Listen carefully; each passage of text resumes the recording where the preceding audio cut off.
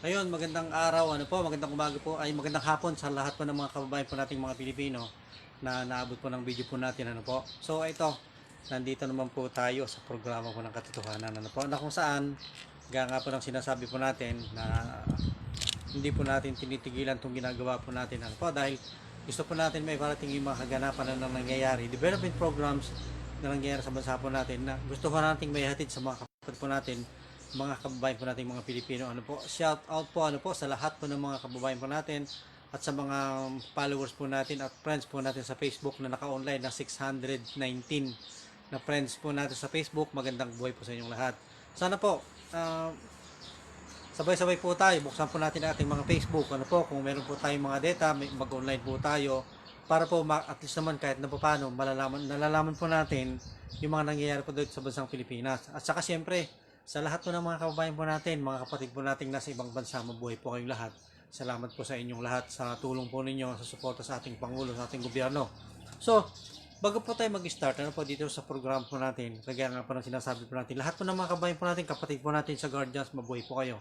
At saka po, lahat po ng mga kasamahan po natin, dito po sa PAMSG, sa pangunguna po ng ating overall chairman, na ito pong si Brigadier General uh, Bernardo Banikid, bilang Provincial Director po ng Nueva Ecija, kami pong mga PAMSG sa panguna po ng aming overall chairman, na itong si Brigadier General Banikid, kami po ay tumutulong, nakikiisa dito po sa programa po ng gobyerno. Kaya nga po nang sinasabi po natin sa mga kababayan po natin, mga kasama po namin mga PAMSG dito po sa buong Nueva Ecija, willing po kaming tumulong, volunteers po yung mga kasama po natin sa bawat bayan, may mga chairman po tayo. Kami po ay willing pong mag-volunteers, willing pong tumulong dito po sa mga nangyayari po dito sa bansa po natin, sa distribution po ng relief, etc. Frontliner. Kami po ay nakahanda po dito, itong mga kasamaan po natin ng mga PAMSG, Kaya nga po ako pinapanawagan ko ito sa mga kasama po natin bilang director po ng Nueva Ecija. Magkaisa po tayo, tumulong po tayo dito sa ginagawa po ng gobyerno po natin, makiisa po tayo. So, syempre, bago po tayo magpatuloy, bago po tayo tuluyang dumire-diretso dito po sa programa po natin, syempre po, shout out dito po sa Bayan Mananggapan. Syempre, binabati ko po dito yung magandang lalaki, yung matapang na mayor po namin dito na wala pong iba, si Mayor Eming Pascual. Alam po ninyo, sana ito, napapanood ito ng mga mayor, buong Pilipinas. Nakita po natin na talagang ang ginagawa po ni Mayor Eming Pascual dito po sa Gapan, sa buong buhay ko ngayon lang po naka-encounter na ganitong klaseng mayor, hindi po ako nagsisip-sip, wala po akong personal na connection po dito sa mayor po ng Gapan, pero nakikita po natin, alam po ba ninyo mga kababayan ko mga Pilipino, nung pong nakaraan, nagbigay po si Mayor Eming Pascual ng 50 kilos na bigas sa bawat bahay, So, ito na naman po, nandito naman po kami dahil na-extend po yung ang tawag dito, yung enhancement community quarantine. Enhanced community quarantine dito sa Pilipinas. So, ang aming mayor po dito sa Gapan na si Mayor Eming Pascual po ng Gapan, magbibigay po siya ng another 50 kilos na bigas sa bawat residente po ng Gapan. Ito po wala pong pinipili. Residente po ng Gapan, another 50 kilos. Kaya lahat po ng mga kapatid po natin, kababayan po natin, mga taga-Gapan, mag-antay-antay lang po tayo. Baka po bukas mag-start na po yung distribution po ng bigas dito po sa bayan po ng Gapan. Hindi lamang po ito, ang programa po ng ating mayor po dito sa Gapan, hindi lamang po 50 kilos po na bigas, 50 kilos na kaban na bigas, kundi pagka-distribute po, pag lahat po dito sa Gapan, hindi ho nililista, basta ho lahat po ng bubong, lahat po ng pinto ng bahay mo, babagsak po yung 50 kilos po na bigas po sa harapan ng bahay mo, hindi lamang po ito, meron ka pa pong 1,000 pesos, Isipin po ninyo dito, 1,000 piso plus 50 kilos po ng kaban. Ganyan po kamahal po ng aming mayor dito sa Gapan, ang mga taga-Gapan. Hindi lamang po ito, continuous din po yung kanyang ginagawa po dito na nagdi-distribute po siya rito ng ulam. Mamimili ka ng ulam po dito. May hotdog po kami dito, may tosino, may karne, may gulay, may itlog, may manok. Lahat na nandito na. Ang pinapakiusap lang po ng aming mayor po dito, wag lang pong lalabas dahil Lahat po ng pangangailangan ng residente po ng Gapan ay ibibinibigay ng mayor po namin. Kaya nga sinasabi po namin dito, mga kababayan ko mga Pilipino, sana po sa mga mayors po dyan, pinapanawagan po namin, kung siguro baka sinasabi nyo, tayo po ay nagpapasipsip po dito, puntahan po ninyo. Kung gusto niyo po i-search nyo po Eming Pascual, siya po mismo yon. Nakikita po ninyo makikita po ninyo yung ginagawa niya po dito sa Gapan, talaga napakagaling ng mayor po na ito. Alam po ninyo, kung ako yung nakikita po natin dito, talagang inikot po natin halos itong buong Luzon, pero ito lamang pong mayor na to, nakita ko naggumawa po ng ganito. Alam nyo, kung ako titingnan kung ano yung daig pa ho nito ang isang gobernador o congressman. Kaya nga siguro to, kung ako lang dito kay mayor, ako na mismo ipopromote ko ito congressman o kaya gobernador dito sa lalawigan ng Nueva Ecija kasi po napakagaling. Kaya siguro to, hindi ko natin alam, baka siguro kung ako lang, future governor po namin dito sa Nueva Ecija, si Mayor Eming Pascual. Ako hindi po ako nagsisipsip dahil wala po akong connection po dito.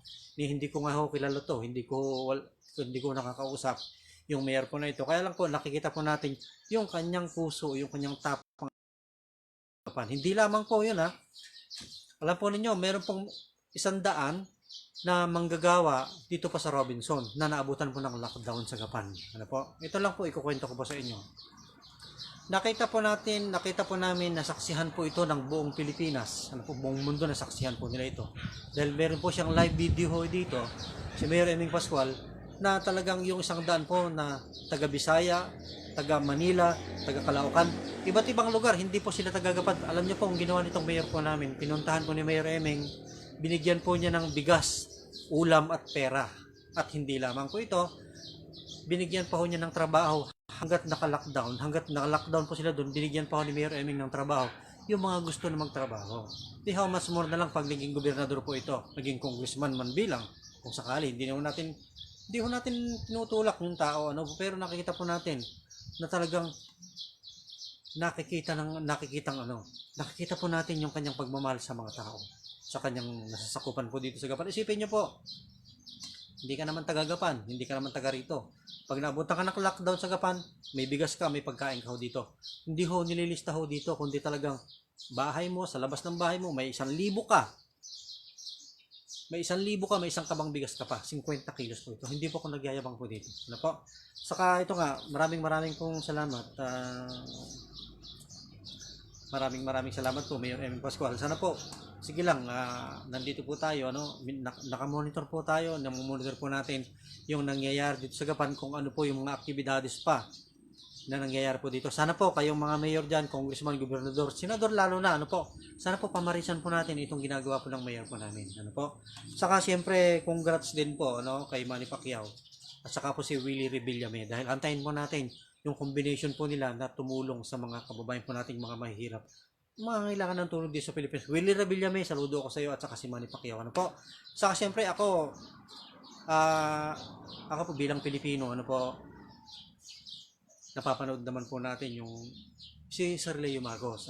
Speaking of Mr. Leo Marcos, sir, ako hindi ko kayo hinahamon, dahil nakikita ko po yung talagang effort po ninyo, yung pagtulong, at napanood ko rin po sa video yung pasasalamat po ni Mayor Isko Moreno dahil binigyan niyo po ng 250 kilos po ng bigas, kung di ako nagkakamali.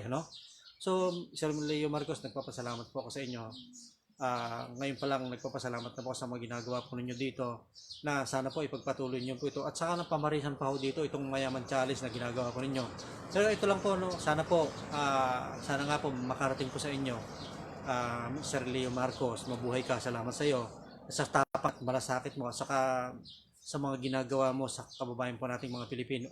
Ako po ay taos-puso pong nagpapasalamat, at ngayon pa lang po, kung sana nga po makarating po sa inyo ito, hindi ko po hinihingi ng tulong yung sarili ko. Ang ko lang po dito, sana po makarating po kayo dun sa lugar po namin, dun sa Karanglan, Nueva Ecija, dahil meron pong dun po sa kung saan, dun po sa lugar po namin, meron po kasing nag-positive sa COVID-19 at namatay. Yung sinasabi po nila positive po ng COVID-19, at yung nga po nung pagkaano sa ospital, na ratay po sa ospital, at nung namatay po sa ospital, diniretso na pong inilibing. So, ang hinihiling po namin dito, dahil sila po yung nilockdown po yung isang sitio, yung isang barangay po doon, yung sitio Awayan, doon sa Karanglan, Nueva Ecija.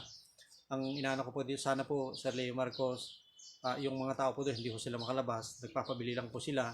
Kung kung ano yung gusto nilang bilhin po sa labas, mga barangay po yung bibili, pero talagang kapos na kapos po dahil naka-lockdown po sila ngayon. Sana po ang pinapakiusap ko po dito, makarating po sana yung video po na ito, mapanood nyo po sana ito. Sana po humihingi po ako ng tulong, na sana po tulungan po ninyo yung mga taga po sa lugar po namin. Ano po, kung napapanood man po ito ng mga tauhan po ninyo, yung mga o kayo po mismo, pwede po kayo mag-PM po sa akin para sa mga informasyon. Ano po, kasi po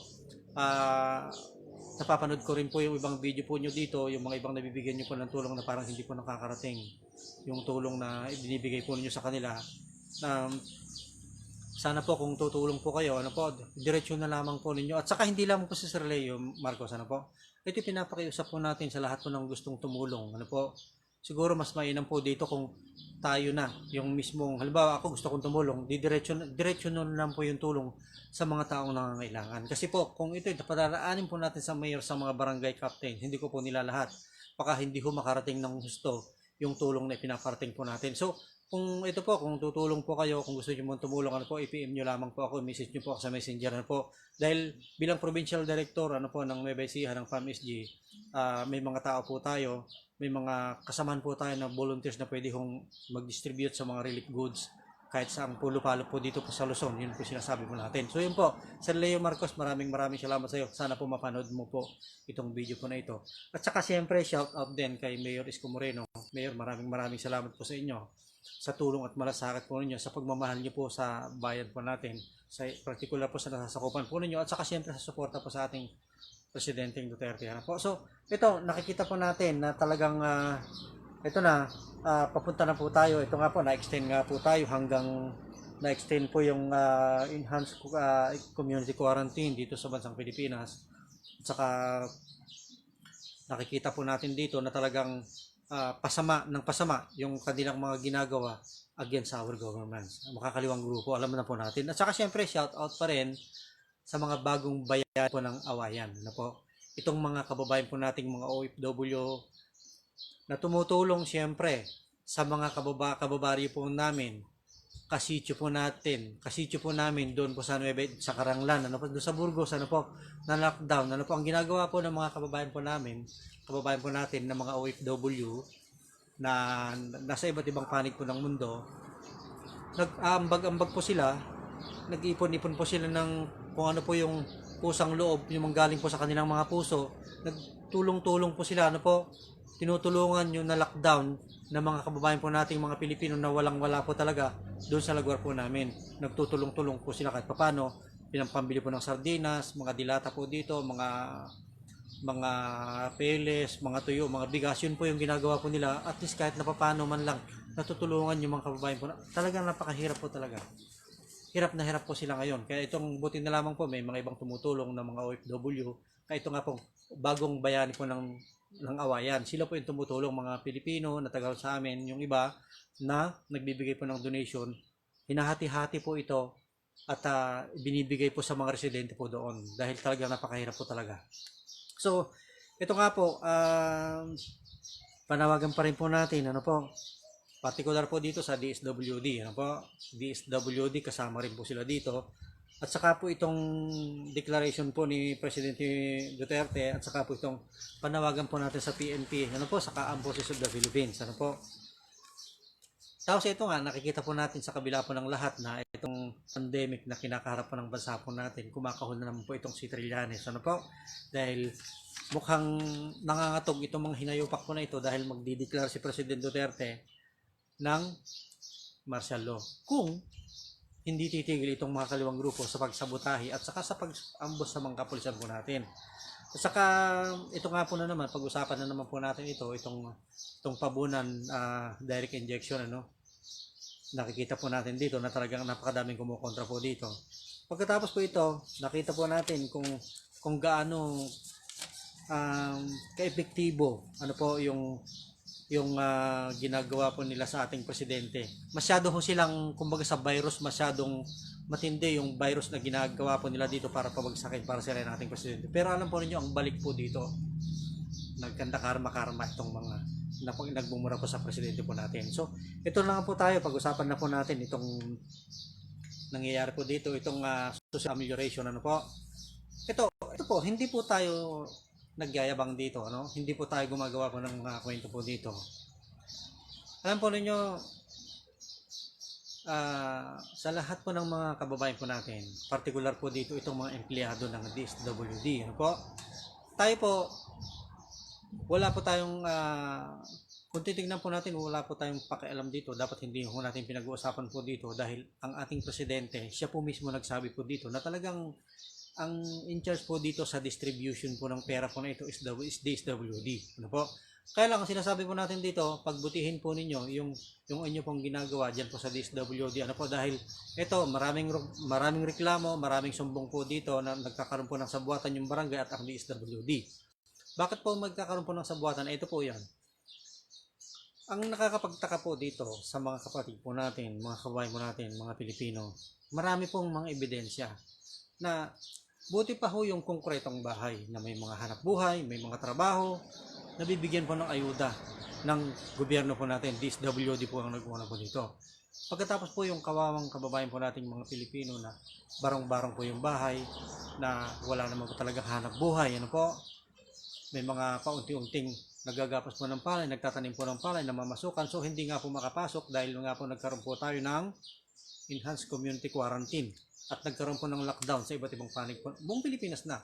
So ngayon, ang mahirap po dito, yung mga makakatanggap po dapat po ng ayuda, hindi po nakakatanggap. Makatanggap mo po siguro yung talagang piling-pili lang. Alam po ninyo, may mga ibang barangay po dito, 2,000 at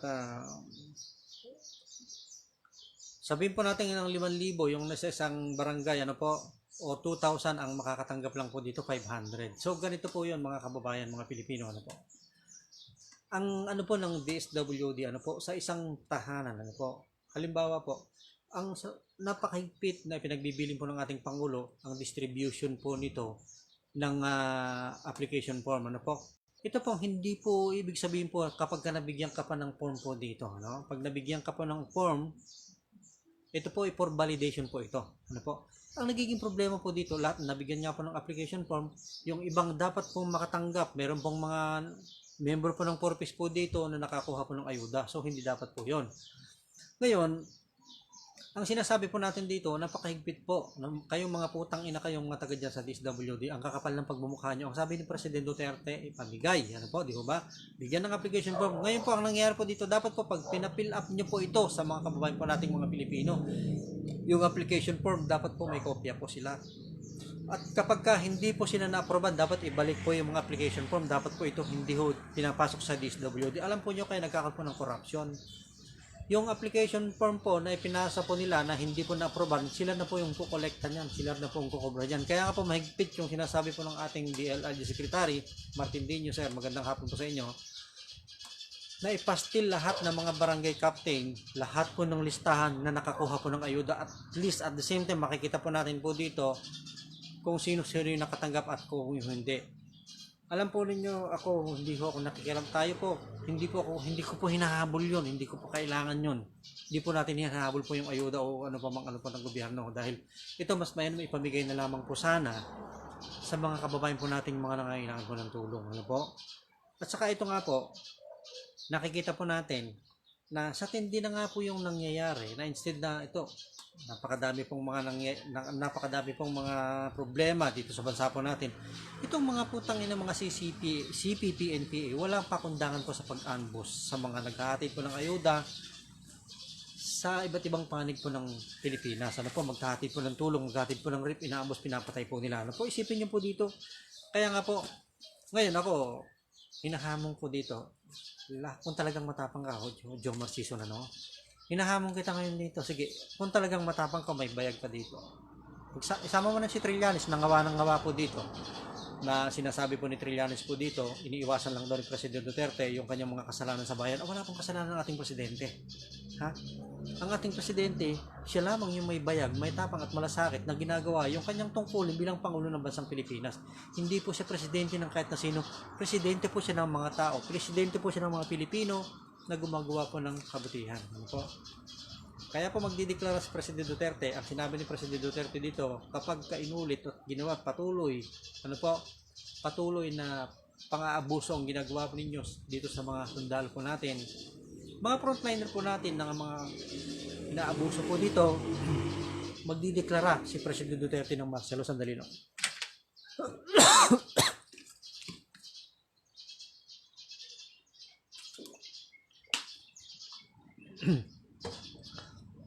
Isipin nyo po dito mga kapatid, ano po, mga kababayan kong mga Pilipino. Maghahatid po sila ng pagkain, maghahatid po ng relief po dito, maghahatid po ng ayuda. Ito mga kababayan, mga frontline, mga pulis po natin, inaambos po nila. Pinapatay po yung mga pulis, kinukuha yung mga baril, etc. Kaya nga ang sinasabi po ni President Duterte, ako inahamon ko talaga itong CPP, NPA, NDF, kung ano mga terrorista, mga kaliwang group. Sige, mag-ambush kayo, ambusin nyo yung mga police station. Ngayon na. Tingnan natin kung ano mangyayari sa inyo. Kaya mga kapatid po natin, mga kababayan po natin, mga Pilipino, huwag po kayong magtaka kung bakit 4 na araw na may mga sundalo pong nagkalat na po sa buong Maynila po ngayon. Dahil dito sa mga bastos ng mga Pilipino na hindi po nirerespeto yung sinasabi po ng gobyerno po natin. Meron pong binubugbog po dito, sinasampal o binabato mga frontliner po natin.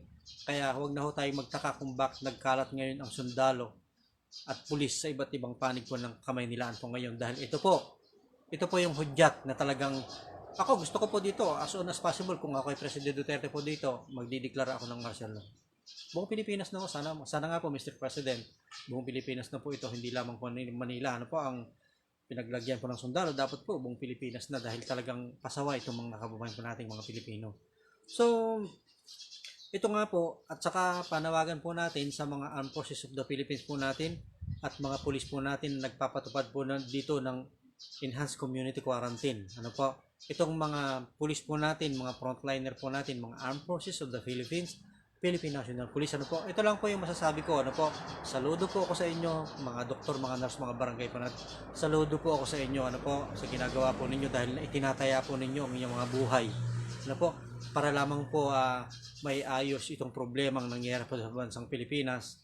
Ngayon po ang pinapakiusap po natin, ano po, dahil napanood po natin yung nangyari nung kamakailan lang na sundalo, nagbis po ng kanyang buhay doon sa Marawi para ho tumulong po sa gobyerno po natin hanggang medyo hindi po napaganda, ano po, hindi po maganda yung kinahantungan ng kanyang buhay dahil nga lamang po sa sinasabi po nila po dito, bumunot po ng baril, wala po tayo nakitang binunot ng baril, ano po. Ang sinasabi po natin po dito, tayo nga po nanonood din po naman tayo ng mga sa Amerika, ano po, yung kanila pong mga ginagawa pagdating po dito. Sana po daanin po natin ito sa diplomasya, hindi po sa init po ng ulo. Kasi po, isipin niyo po dito, nakatutok na po yung baril, ano? Nakatutok na po yung baril, hindi na wala pong binubunot po yung tao. Pag nakita natin yung baril na pumutok, pwede naman ho nating barilin sa kamay. Pwede naman po nating barilin sa iba't ibang parte ng katawan, yung ma-paralyze para hindi na po siya makapanlaban.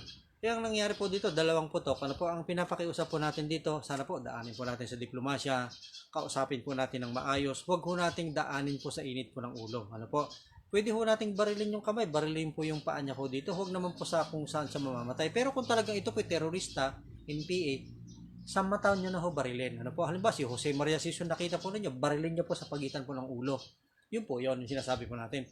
Pero itong mga ganito naman, sabihin na natin may diferensya yung tao, ano po man, sana po habaan po natin yung pasensya po natin, pakiusapan po nating mabuti, ano po, dahil ito may training naman po tayo sa ganyan, kaya sana po huwag po nating daanin dahil nakatutok po tayo, may mga baril po tayo, naintindihan po natin ang sinasabi po ng ating Pangulo, kung magiging ang tawag po dito, kung magiging sanhi naman ng pagiging aksidente o disgrasya mo yung trabaho mo na at dapat suportahan mo yung sarili mo o depensahan mo yung sarili mo. Hindi po depensa po yun, talagang parang hindi mo na binigyan ng pagkakataon yung tao, ano po.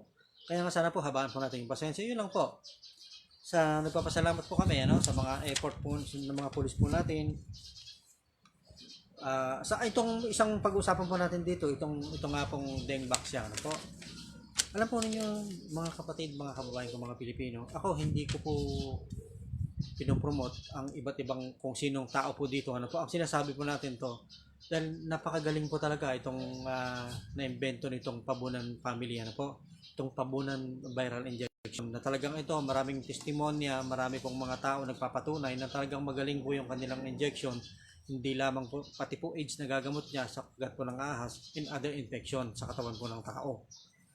Ngayon po, ang sinasabing po nga natin dito, ano po, ito hindi naman po sinasabi na i-inject po agad sa tao, pero marami na po siyang napagaling. Ano po?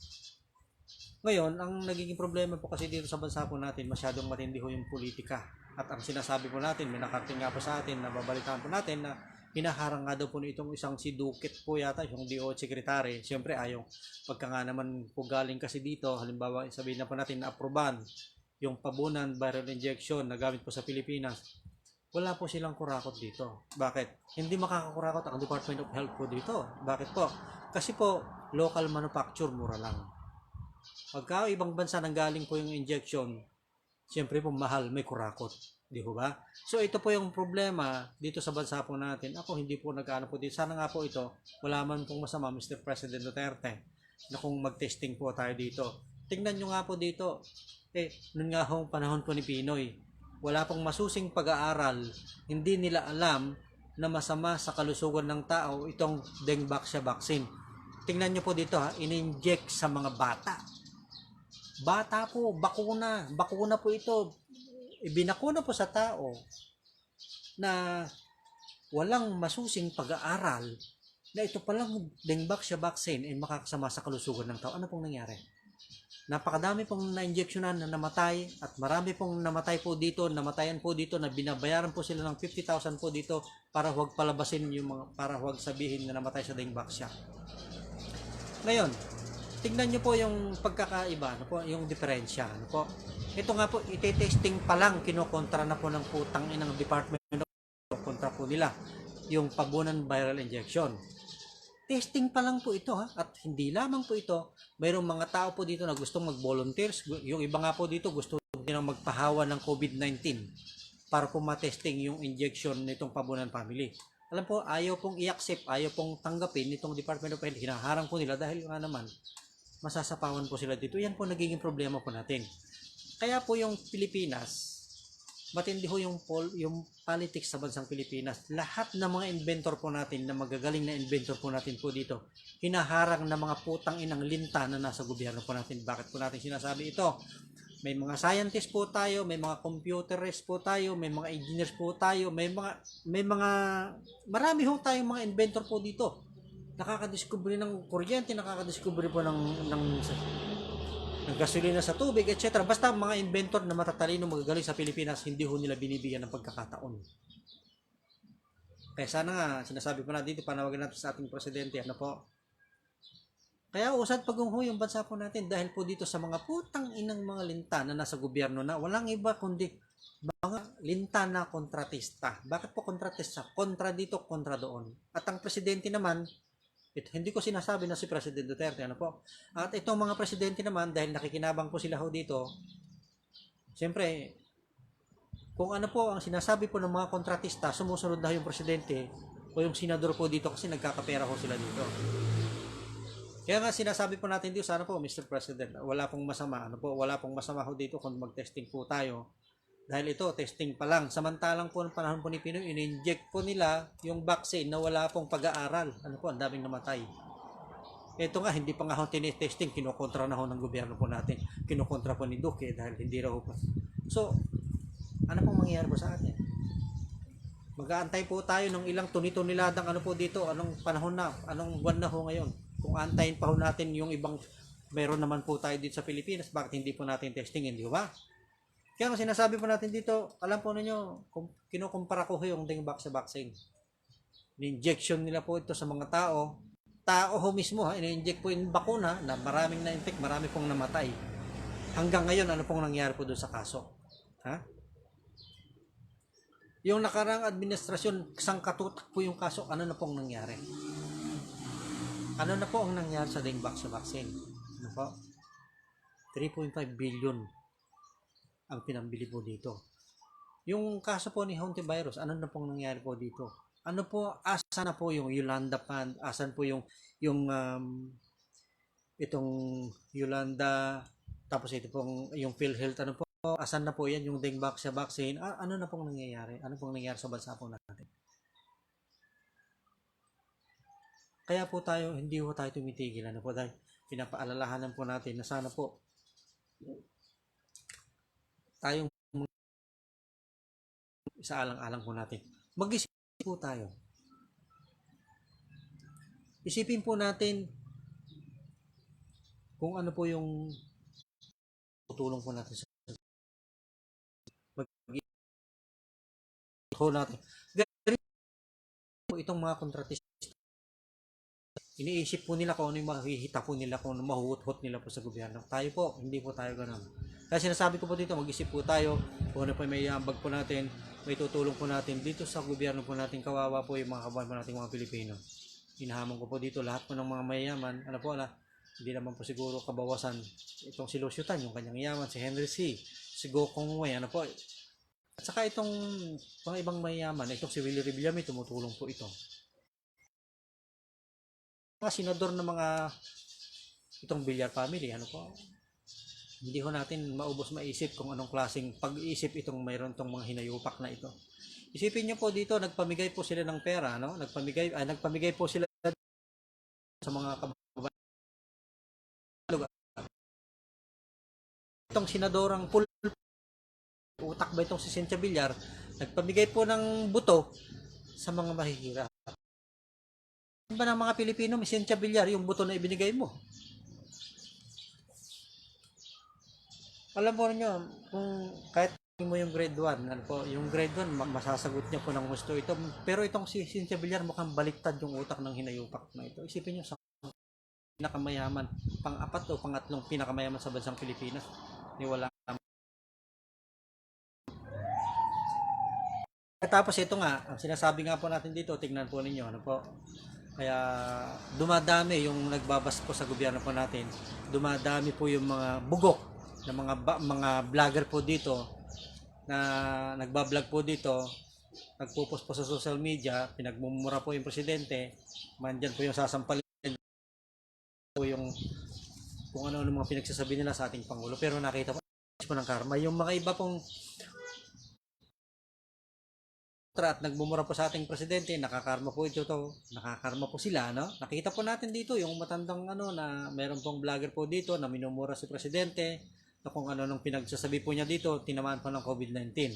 At merong kongresista po dyan na tinamaan po ng COVID-19. Marami pong mga kaso na ganito na wala pong ginawa kundi pagmumurahin ng ating Pangulo, kung ano mga pinagsasabi po nila. Hindi po si President Duterte ang minumura nyo, ang kinakalaban nyo, kundi yung Diyos na nagluklok sa ating President Duterte. Alam po ba ninyo na si President Duterte? President Duterte, he is not an ordinary people. He is not an ordinary president by God. Kaya nga po yung libro po na ginawa po ng ating writer, Miss Nadia Olabama, magandang hapon po sa inyo, sama po kayo naroon. God's and President. Yun po yun. Dahil si President Duterte talagang hinubog po ng panahon, hinubog po siya ng Diyos para gawing leader po ng bansa po natin, para lipulin yung mga demonyo dito sa mundong ito. Hindi po tayo nagbibiro ho dito. Panoorin po nyo yung Solomon's Gold. Dahil nakalagay po doon kung sino po yung sugo po ng Diyos na darating sa bansa sa mundong ito. Hindi po tayo gumagawa po ng kwento po dito. Panoorin po ninyo. Tapusin po yung episode po na yun. Dahil nakasaad po doon kung sino po yung kung saan po hindi niya po binabanggit yung tao po dito, kung sino po yung sugo ng Diyos na darating. Basta ang sinabi niya po dito, napakalinaw. Doon po sa Solomon's Gold, doon sa istorya po na yon, napakalinaw, pati po yung drugs na doon. At saka, ang pinaka, po doon, na pinagbasihan ko po doon, kung sino po yung tatanggaping leader ng mga bansa, itong Jewish leader, Israel, kung sino po yung tatanggapin po nilang leader, siya po yung sugo na darating. At alam po ninyo, nakalagay pa rin doon na itong sugo po na darating po na ito ay manggagaling sa mga mabubundok po na lugar, malayong lugar. Marami pong pinagbasihan po dito, pero alam po ninyo, sa Pilipinas po nanggaling, parting Visayas po siya. At ang sinabi po dito, hindi po tinanggap ang Russia, Japan, China, Amerika, Isinurrender po ng Jewish leader, ang kanilang flag kay President Duterte. Kung naalala niyo po dito, nung nagkaroon po ng summit, ibinigay po ng Jewish leader yung kanila pong flag, sinurrender po nila kay President Duterte. Tandaan po natin, wala pong ibang darating na sugo po ng Diyos ano po dito sa bansang ito, sa mundong ito, President Duterte lang. Hindi po ako nagyayabang po dito. Panoorin po nyo dito yung Solomon's Gold. Ano po? Kaya sana po sa mga kababayan po nating mga Pilipino, magpatuloy lamang po tayo. Ano po, kung ano po yung nakikita po natin na kung naumpisan po natin magmula na hanggang sa ngayon, bakit po natin pupulutin yung mga masasamang ano po dito? Ang tingnan po natin po dito, kung may mapupulot po tayo, may napupulot po ba tayo, may pakinabang po tayo sa gobyerno ito, meron po. May napupulot ba tayo, meron po.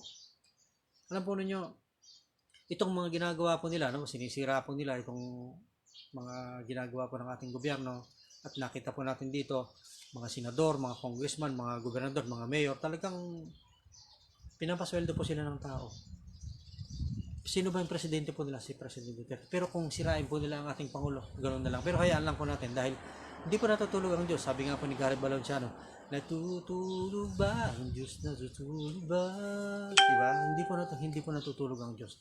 Nandyan po siya palagi. Hindi po si President Duterte yung sinisira po nila po yung Diyos na naglagay po sa ating Pangulo sa kanyang posisyon. Kaya nga po ako hini-encourage ko lahat po ng mga kabayan po nating mga Pilipino na sana po huwag po tayong magbabago, huwag po tayong magpapaloko, huwag po tayong magpapabola dito sa mga politiko. Ano po, nakita na po natin ano po yung nangyayari po ngayon. Itong mga senador po natin, may mga mayor po dito, mga congressman, mga kapitan po dito na binoto po natin nung nakarang eleksyon. Pero ngayon kailangan po natin yung tulong po nila. Asan to mga putang inan to? Wala. So, kaya ngayon pa lang, sinasabi nga po, sana po, kung hindi po, kung inyo pong mamarapatin, ano po, ako ngayon pa lang, ni-endorse ko na po si Mayor Eming Pascual na gobernador po dito sa lalawigan po ng Nueva Ecija. Kung sakali, kung ang tao na ito ay tatakbo ng gobernador dito sa lungsod po ng Nueva Ecija, tutulungan po natin. Tulungan po natin dahil Mayor, how much more na lang pag naging gobernador po ito, di ba? Kaya antay-antay lang po tayo. So yun po, maraming salamat. Siyempre, Mayor Eming Pascual, mabuhay ka. Salamat sa iyo. Sana pagpatuloy mo yan. Mag-ingat po kayo palagi. Nandito lamang po tayo. Sinusubaybayin po natin yung nangyayari. Yung ginagawa po ninyo dito sa Gapan. Governor Eming Pascual. So maraming salamat po sa inyo. Hanggang dito lang po muna po yung ano po natin, yung programa po natin. So mga susunod pa na araw, magla-live po ulit tayo. At sana po sa mga kapatid, sa mga viewers po natin, mga followers po natin, pakishare na lamang po yung programa po natin. Ano po. So yun po, maraming salamat po sa inyong lahat. Mabuhay po tayo. Pasensya na po kayo kung hindi ko na po binabasa po yung mga, kasi sobrang dami po yung ano po natin, kaya hindi ko na po binabasa isa-isa para po tuloy-tuloy po yung programa po natin. Sa mga viewers, sa mga nanonood po dito, sana paki-like at paki-share na lamang po yung video po natin. Ano po. Maraming salamat po sa inyong lahat. Saan mo po kayo nandun, saan mo po kayo sulok po ng mundo na naabot po ng video po na ito, tandaan po natin, mahal na mahal po tayo ng ating Pangulong Duterte. Huwag po tayong magtatampo, mainis kung na-extend po hanggang April, May 15, ano po, yung lockdown sa Pilipinas, ano po, dahil ito po sa kadahilanan na gusto po ng ating Pangulo, siyempre, gusto po ng ating Pangulo na mawala na po ng tuluyan itong COVID-19 dito sa bansa po natin. So yun lamang po, mabuhay po kayo. Tandaan po natin, mahal po tayo ng ating Pangulong Duterte. Sa may mga kamag-anak po dito sa Pilipinas, huwag po kayong mag-alala dahil everything is under control. Ano po. Maraming buhay, maraming salamat. God bless po sa inyong lahat. Tuloy lang po yung laban. Tandaan po natin, COVID-19 ka lang, batang Pinoy itong mga ito. Diba? Salamat po ng marami. COVID-19 ka lang, batang Pinoy kami. Sign out na po ako.